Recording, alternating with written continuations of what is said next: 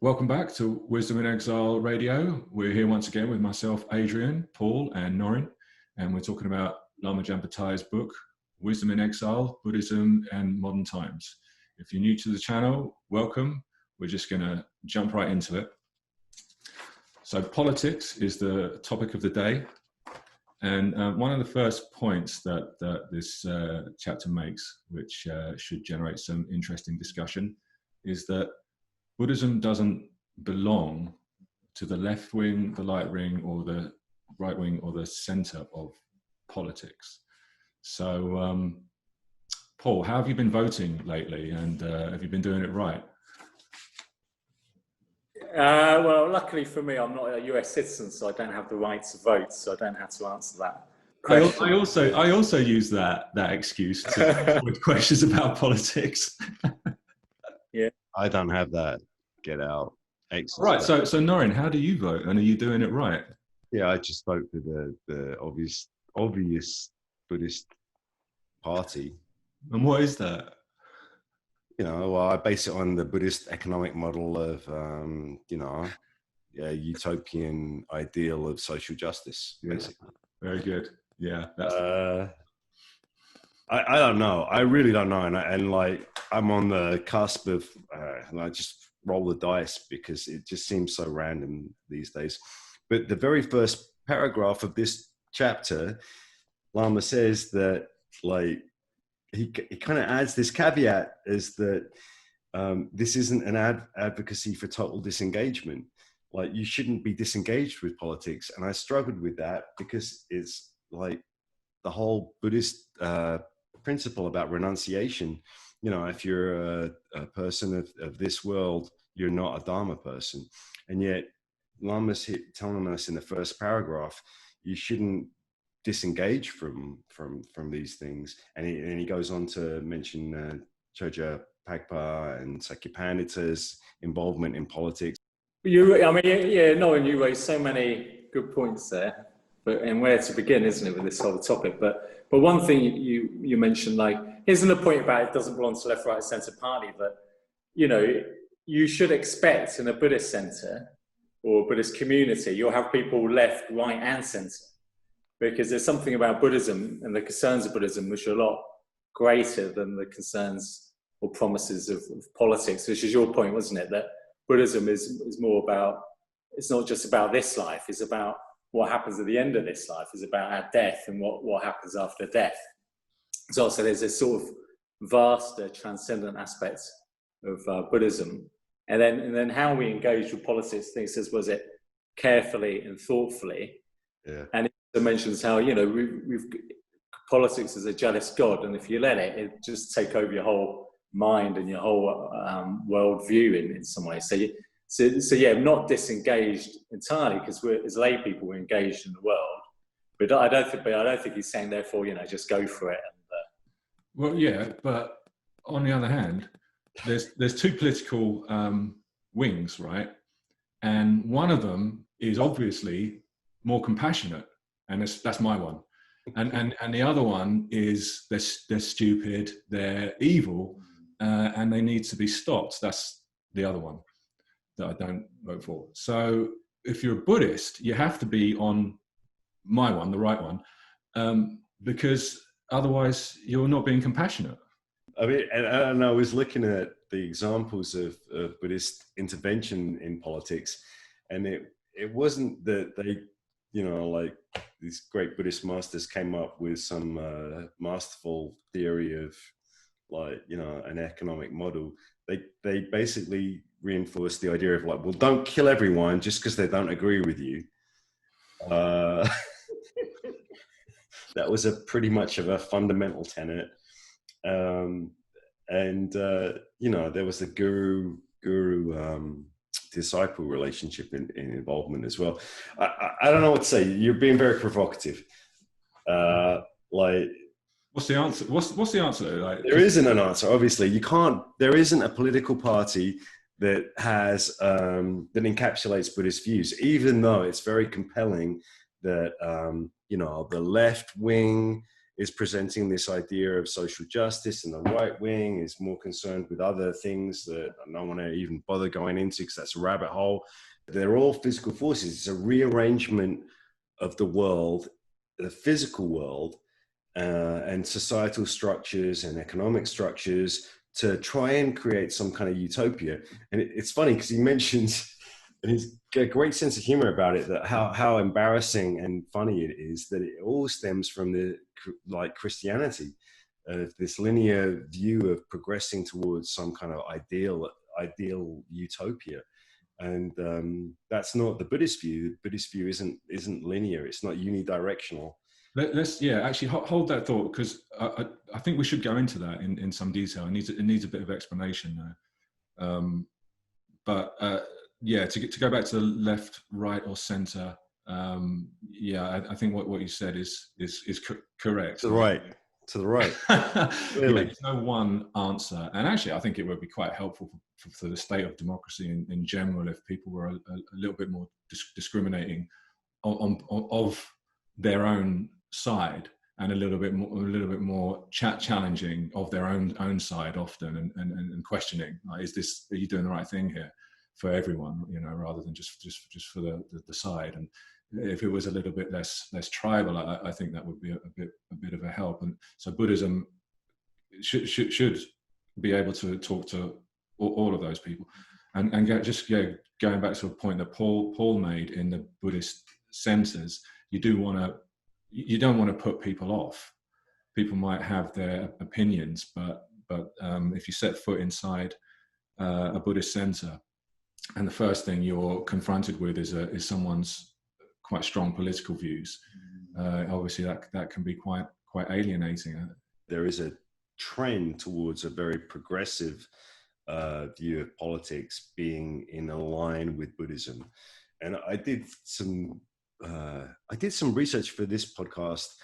I didn't do a whole lot, but all of the internet searches I came up with were like, there was a hit from Tricycle about how we need to defund the police, and then there was another hit about something else that was very left-wing, and they're all compelling. They're all very compelling ideologies, but they're all focused on physical, the external world. We can't get away from it. Like, you can spend so much time trying to fix the world, and it doesn't harken back. You never hold up the mirror of well, maybe my own defilements are actually the source of the problem.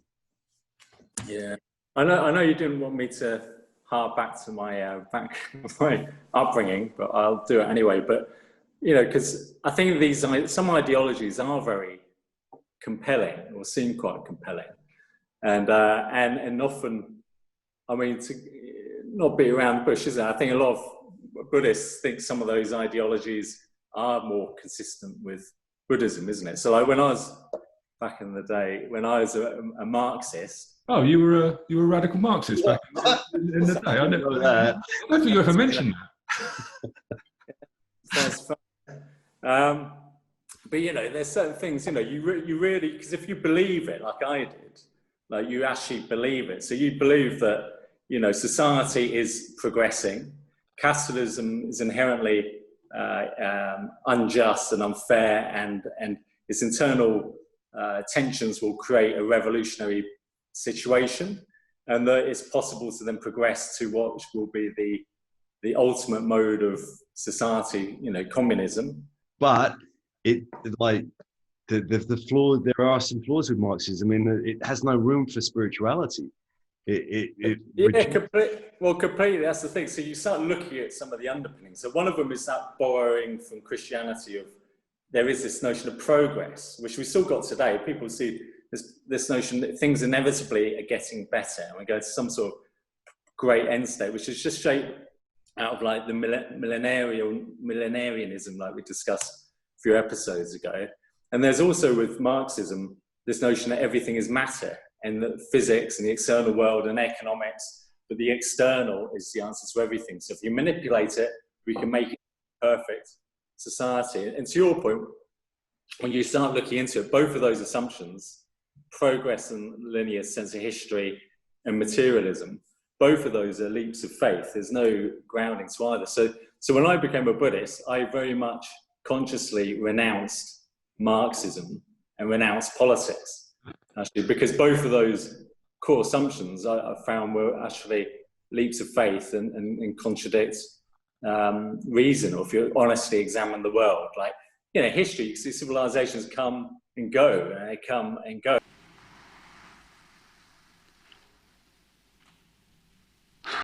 Doesn't Lama Jampa say in the book that politics is a jealous God? Doesn't he use that phrase?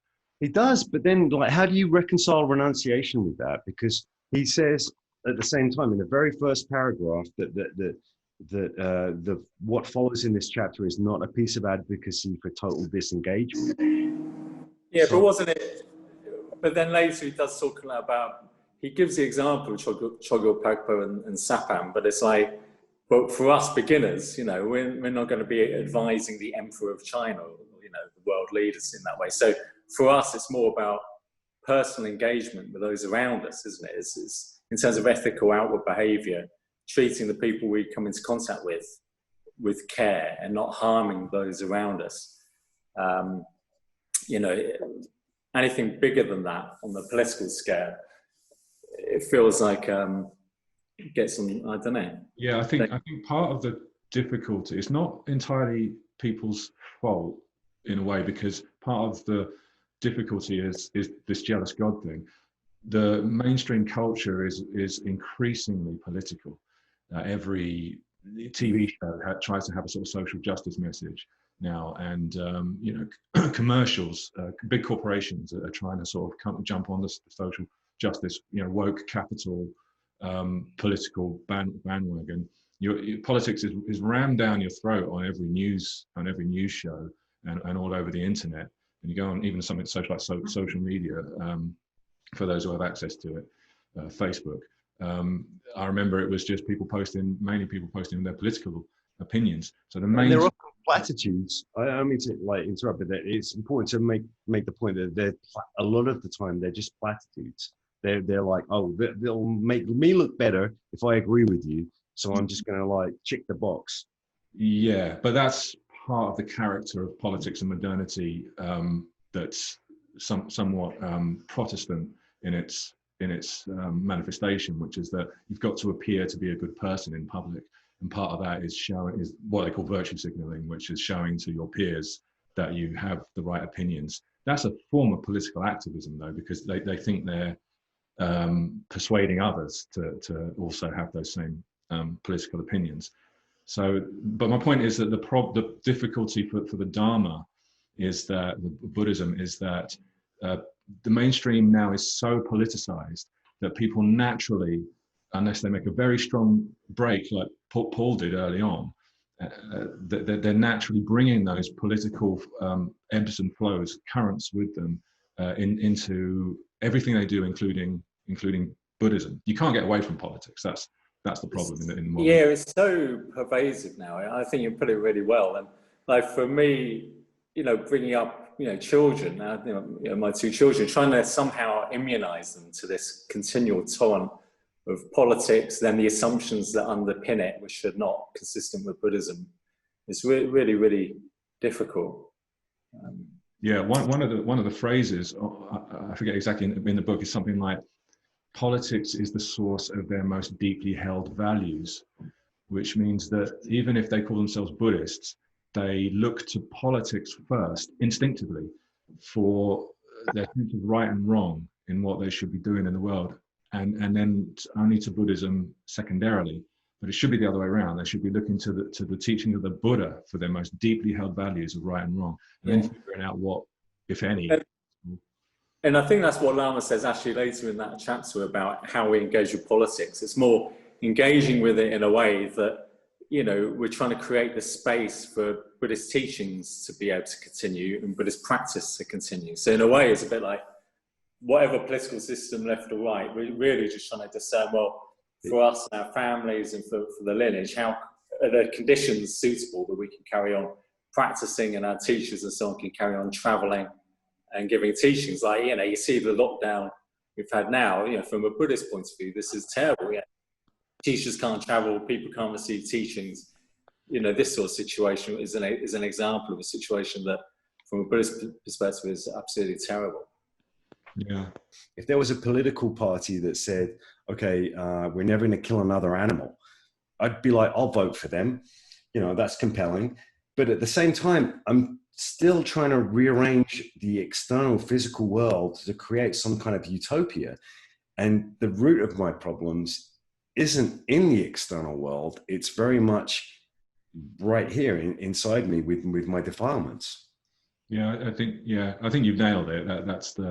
That should be how people are discriminating. Like the problem you raised early on, which is how do we engage in the world rather than just retreating from it. And it's as you said, it's recognizing that it's not all external. There's some internal work to do as well. And and then it's even more than that, isn't it? Which is, the internal. We can see how ourselves are governed by, confusion about the way the world works and our disturbed emotions like anger and desire. And so, when you start practicing, isn't it, in Buddhism, you realize how difficult it is to change. It's not like we say, okay, I want to be truly altruistic now and work continually for the benefits of others. But strangely enough, it's not that easy. And, we've got the disturbing emotions get in the way, and we don't realize the nature of our own mind. So you start practicing. Initially, I don't know, you sort of start practicing Buddhism as a Westerner. You think, a few years, I'll probably be there, sort of thing, or it's going to happen pretty quick. 25 plus years on, you realize, all you can hope for is do it till you die and hopefully make a little bit of progress. And when you recognize that aspect, you've got to be patient with yourself to change, and how deep rooted these problems are, which cause all the suffering for us and everyone else. Then this political over-promising, we can make the world perfect and we could do it tonight, or overnight if we want. It's a complete lie. Because when you realize the root of all suffering is actually internal, and it takes a very long time to transform ourselves, the idea that, you fiddle with the external and overnight everything can be perfect is a complete lie. Yeah, that's one of the things that fascinates me about politics in the modern world is this generally unrecognized assumption that you become, I mentioned it before, you become a good person just by adopting some fairly easy opinions. And that's all you have to do. You're done, you're fixed, you're a good person, and you become a bad person by having the wrong opinions. But opinions can come and go. There's no work to be done really with them. That's one of the real delusions. Yeah, well, that's just like your opinion, man. One of the perspectives Buddhism brings, which can help people caught up in politics, is non-self. Because Buddha taught that really the self is an illusion, and that clinging to self is the source of suffering. One of the reasons why people cling to politics is as a source of identity. They join a group, adopt the opinions, and maybe get involved in activism, and then they think, this is me, this is my self, it belongs to this group. But it's a delusion, and it's a source of suffering, because in belonging to that group and identifying yourself in that way, as Buddha taught, that creates desire, aggression, attachment, aversion, and all the sufferings that again, like what you say is true, but yet it's so compelling to go down that rabbit hole. Like I remember when I first got into Buddhism, and like you see a lot of like Free Tibet, which is a political movement. It's controversial to even mention it, but it's not necessarily anything to do with Buddhism. And yet I felt like on some level there was a compulsion to comply with that. Well, like, yeah, of course I want Tibet to be free from the, communist regime and the oppressors, and that's a political thing. So therefore Buddhism's political. And now I've completely muddied my, approach into Buddhism. But that's not unique to politics. It's just that it manifests through politics so much because politics is so all pervasive now. Yeah, but maybe that Free Tibet one is one good example of. I know what you mean. Immediately, I smelt a rat and I just avoided it at all costs because I knew it's politics. And generally what happens with almost any politics, as soon as you get sucked in on a righteous, you know, for a righteous reason, then almost immediately aggression and anger come up. So like the Tibet one, to your point, it's not a Buddhist thing, it's a political situation. But as soon as you side with Tibet, well, the Chinese are bad. You know, and you immediately, and it's like that with almost every cause nowadays, isn't it? There's always a bad guy, you know, there's this injustice, and therefore these are the bad people who I now hate. So you have this whole, you know, in terms of us as individuals, isn't it? We have this, okay, well, I care about people, so I align with this cause. I align with this cause, now I hate those people. It's sort of, politics naturally increases aggression and divides people. That's the nature. Lama touches on that in one of his points in the chapter, is that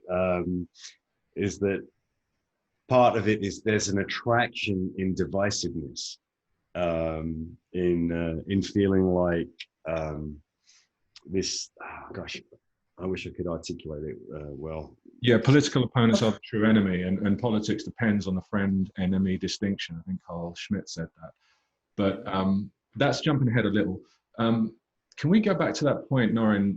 Can you explain clearly, like what is this linear conception of time that comes from Christianity, and how is that reflected in politics? Well, I don't know, but I'll give it a shot. I would say Lama references it in the chapter in terms of it stemming from the Christian ideology of there being a state before the fall of man, where everything was perfect, and then there was original sin, and Paul, you've mentioned it in other episodes, where we fell from grace. And then at some indeterminate point in the future, there's going to be a state where we return to this, Lama uses the term prelapsarian, which I had to look up, which is before original sin. And that's linear because we're going from a state of purity to, oh, we screwed up. And then let's go back to trying to get back to purity, and that will happen because of whatever, the second coming. And he uses these parallels between politics and Christianity in terms of, well, before we were the sinner, then before we were sinless, then we were the sinner, and then we're going to restore ourselves into the state of sinlessness, purity. And in politics, it's, well, you're incorrect, and we're going to correct you, and then everything will be utopic. There'll be a societal utopia based on our corrections of your political views. I don't know if that, but it's linear because it's moving. Lama refers to it as the myth of progress. We're moving forward, and that's not in line with our, obviously, with Buddhist ideology, for many reasons. Do you want to comment on that? So I thought Paul was, Norin was bang on, but but then it's translated into what people are thinking non-Christian views as well, isn't it? So you see the same theme with Rousseau and the state of nature. The man, when we're born, we're sort of naturally pure, and then the laws and notions of property and civilization sort of make us impure. And if we remove these external chains, as it were, from man, we'll naturally come to that natural purity. Or in Marx, isn't it? There's a notion of primitive communism, got corrupted, and then we'll come back to this pure communist state in the future. So it's borrowed in lots of different political doctrines, but even the very subtle notion of progress, which people invoke all the time, that somehow things will inevitably get better, and we all got to get behind this progress to something better. Again, that still comes to the same Christian source. Yeah, Rousseau is truly anti-Buddhist when he says that man is born free but everywhere in chains, because we're not born free according to Buddha. We're born through the process of karma, and we have karma from previous lives, and at the point of being born, your mind has from beginning of time had these defilements, desire, ignorance, and hatred or aggression. So they don't come, as Rousseau insisted on, they don't come from society, they don't come from socialization. They can be developed through those things. Of course, they are developed through those things and modified and manifest through those things. But you're born with them. And of course, Rousseau kind of explained this. Nor can John Locke, who had this idea of the blank slate. It's very much an Enlightenment idea.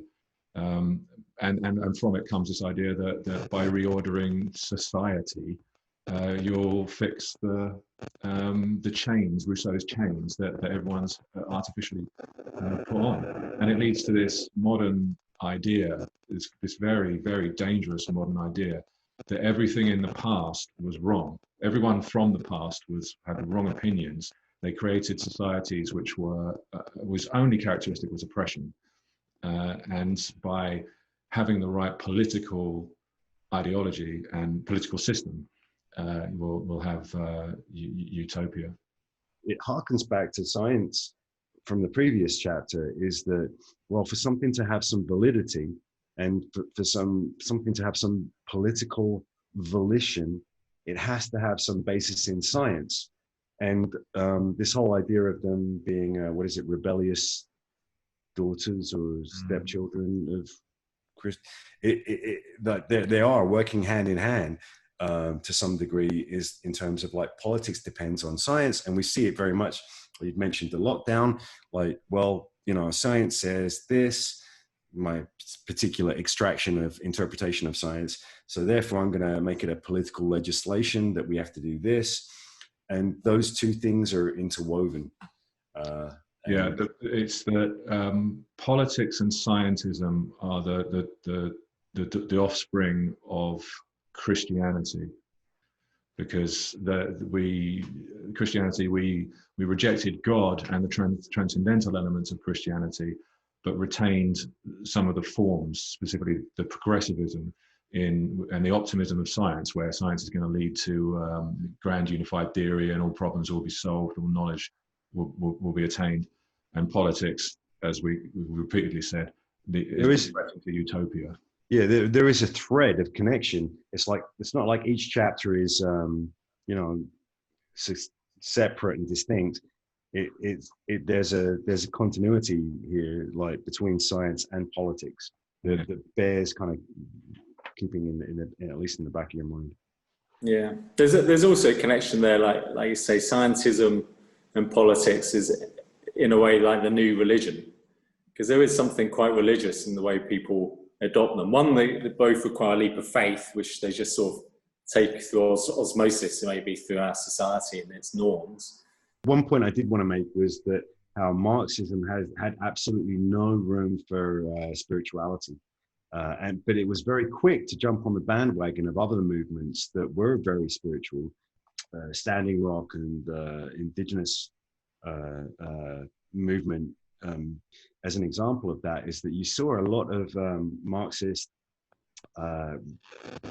involvement in that, in terms of, well, capitalists are bad, Marxism's right, like let's jump on the bandwagon of the indigenous movement, and yet the indigenous movement has in one of its core values spirituality, but Marxism doesn't, and there's a paradox there that's never reconciled. But it's like, it doesn't matter, we're still like moving towards some kind of ideal of social justice, so we can just kind of forget about that contradiction.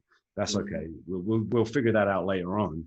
And there's this whole jumping on of bandwagons in politics, which gets really confusing, and because we all have different ideas. Like, I'm not, you can say blue and red, Democratic, Republican, conservative, Labour, black and white, oh, you're either for me or against me. But life isn't like that. Our experience of the world isn't like that. It's much more diverse, and yet there's no room for that in politics. It's like, you're either for me, or just like the French Revolution, I'm going to put you on the chopping block and cut off your head. See you later. Yeah. But it's interesting, we're getting I keep trying to not be partisan, isn't it? But like this bit is the point. You know, what we're talking about, people always want change. You know, people point out the faults of this society, and you know, and therefore we want this better. We want things to be better.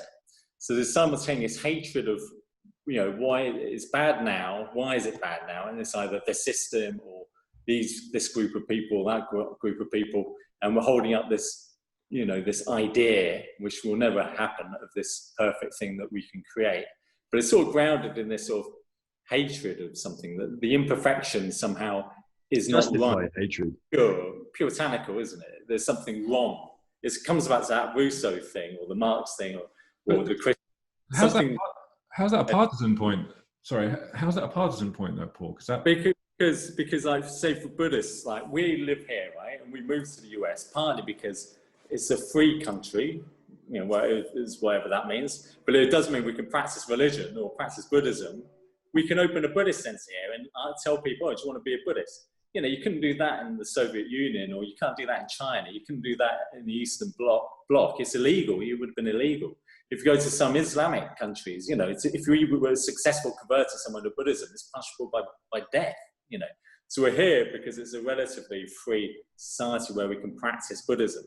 And so that pushes us to more of a conservative position, conserve that space that we have. I would disagree with that, because although we're free to open a centre, people's minds aren't free under the current capitalistic system. They're completely programmed to do all these things, like, you know, follow politics, buy products, and they're very much programmed to avoid anything transcendental or that could question that, you know, the having Amazon deliveries and watching. Yeah, I mean, you see like politics influencing everything, and we're not exempt for it from all of our Buddhist traditions. But the point I'm trying to make is that we're not free. No one is free at all. We're free. That's why I said free.